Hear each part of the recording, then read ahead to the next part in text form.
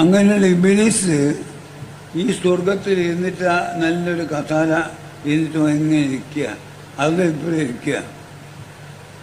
പിന്നെ അത് ഇരുന്നിട്ടൊന്നും അങ്ങനെ ചോദിക്കൊന്നും വേണ്ട. അത് നിൽക്കുകയും ചെയ്യും, ഇരിക്കുകയും ചെയ്യും, കിടക്കുകയും ചെയ്യും. അള്ളാഹ്ക്ക് എന്തൊക്കെ തോന്നുന്നുണ്ട് അങ്ങനെ തോന്നും. ഞങ്ങൾ ചിന്തിക്കണ്ട. എന്തെല്ലാം കേൾക്കണം നമ്മൾ. എന്തായാലും അൽഹംദുലില്ലാ, അല്ലാഹു തആല സുന്നത്ത് ജമാഅത്തിന് നൽകിയ ഒരു നിഅമത്താണ് ഇതുപോലെയുള്ള ആളുകളുടെ പ്രസംഗങ്ങൾ. സാധാരണക്കാർക്ക് പോലും ഇവരുടെ ത്വരീഖത്ത് പിഴച്ചതാണെന്ന് ബോധ്യപ്പെടാൻ അല്ലാഹു തആല അവരെ കൊണ്ട് പറയിപ്പിക്കുന്നതാണ്. ഔലിയാക്കളുടെ പേരും പറഞ്ഞ് പച്ച കുഫിരിയത്ത് പറഞ്ഞു നടക്കുന്നവരെ തിരിച്ചറിയാൻ ആ ഔലിയാഇന്റെ കറാമത്ത് കൊണ്ട് നമുക്ക് ചില കാഴ്ചകൾ ഇങ്ങനെ കാണാൻ പറ്റാണ്. പറഞ്ഞു പറഞ്ഞ് എവിടെ എത്തി? പിഴപ്പിച്ച് മുമ്പോട്ട് പോയിക്കൊണ്ടിരിക്കുകയാണ്. അല്ലാഹു തആല അവൻ ഇഷ്ടമുള്ളത് ചെയ്യുമെന്നാണ്. അല്ലാഹു ഇരിക്കും, അല്ലാഹു കിടക്കും, അല്ലാഹു നടക്കും, അല്ലാഹുവിന് എന്തൊക്കെ തോന്നുന്നോ അതൊക്കെ ചെയ്യുമെന്നാണ്. ഇത് സുന്നത്ത് ജമാഅത്തല്ലോ. സുന്നികൾക്ക് ഇങ്ങനെ ഒരു അഖീദ പഠിപ്പിക്കപ്പെട്ടിട്ടുമില്ല. ഇനി വേണമെങ്കിൽ നാളെ പറയും അല്ലാഹു തആലയ്ക്ക് തിന്നാൻ തോന്നി അവൻ തിന്നു, അതിനെന്താ പ്രശ്നം? അല്ലാഹു തആലയ്ക്ക് ഉറങ്ങാൻ തോന്നി അവൻ ഉറങ്ങി, എന്താ പ്രശ്നം? അള്ളാഹുവിന് തോന്നണതൊക്കെ ചെയ്യുമെന്നാണല്ലോ ആ പറഞ്ഞു കൊടുത്ത ആളാരാണ്? ഇവരുടെ വാദപ്രകാരം ഈ ലോകം നിയന്ത്രിക്കുന്ന കാലഘട്ടത്തിൻ്റെ മശായിഖാൻ, ഔലിയാക്കളുടെ രാജകുമാരനാണ്. എന്തോ ആകട്ടെ, അതൊന്നും നമുക്ക് പ്രശ്നമില്ല. അവർക്ക് അങ്ങനെ വിശ്വസിക്കാം, അവരദ്ദേഹത്തെ അങ്ങനെ ആദരിക്കാം, ഒക്കെ ചെയ്തോട്ടെ, അതൊന്നും നമുക്ക് പ്രശ്നമല്ല. പക്ഷെ ഇത്തരത്തിലുള്ള പ്രസംഗങ്ങൾ, ഇതാണ് സുന്നത്ത് ജമാഅത്ത് എന്ന് വിചാരിച്ചിട്ടല്ലേ ആ സാധുക്കൾ അവിടെ പോയിരുന്നു കൊടുക്കുന്നത്?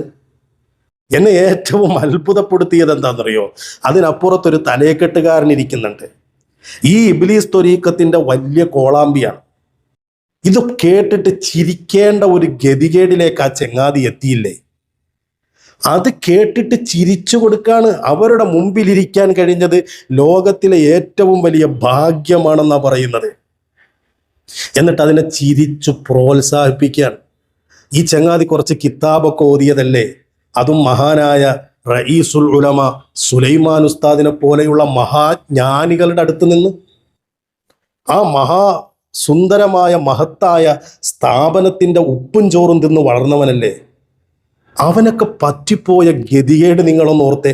അള്ളാഹു നമ്മുടെ മുമ്പിൽ കാണിച്ചു തരാൻ കുരുത്തക്കേടിൻ്റെ അറ്റം, അതിൻ്റെ പതനം അതെത്ര വലുതാണെന്ന്. ഇനി നാളെ ഇതിനെയും ന്യായീകരിക്കാൻ വരും.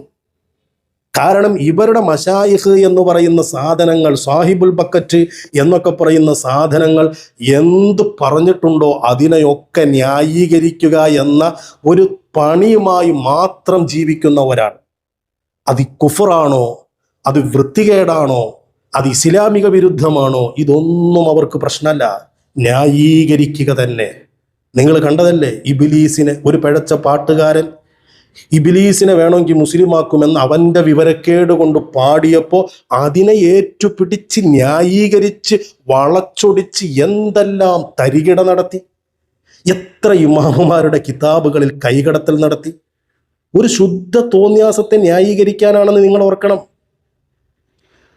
ആ ഒരു ഗതികേടിലേക്ക് ഈ ചെങ്ങാതി, കുരുത്തക്കേടിൻ്റെ അങ്ങേയറ്റം. എങ്ങനെ കുരുത്തക്കേട് കിട്ടാതിരിക്കും?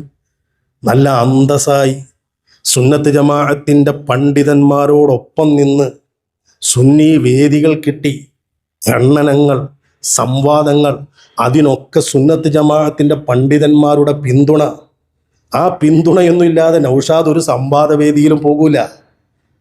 ആ പിന്തുണയില്ലാതെ അവരിരുത്തി പഠിപ്പിച്ചു കൊടുത്തിട്ട് സംവാദവേദികളിലേക്ക് പറഞ്ഞു വിട്ടതായി ഇവനെ. അവസാനം ആ ഉസ്താദുമാരെ മൗലവി എന്ന് വിളിച്ച, വഹാബി എന്ന് വിളിച്ച കുരുത്തക്കേടിൻ്റെ അങ്ങേയറ്റമെത്തിയ ഈ ചെങ്ങാതി എന്തെങ്കിലുമൊക്കെ അറബി വായിക്കാൻ അറിയുന്ന, കിതാബ് നോക്കാൻ അറിയുന്ന ഒരുത്തൻ്റെ ഗതികേടാണ് എന്നെ അത്ഭുതപ്പെടുത്തുന്നത്.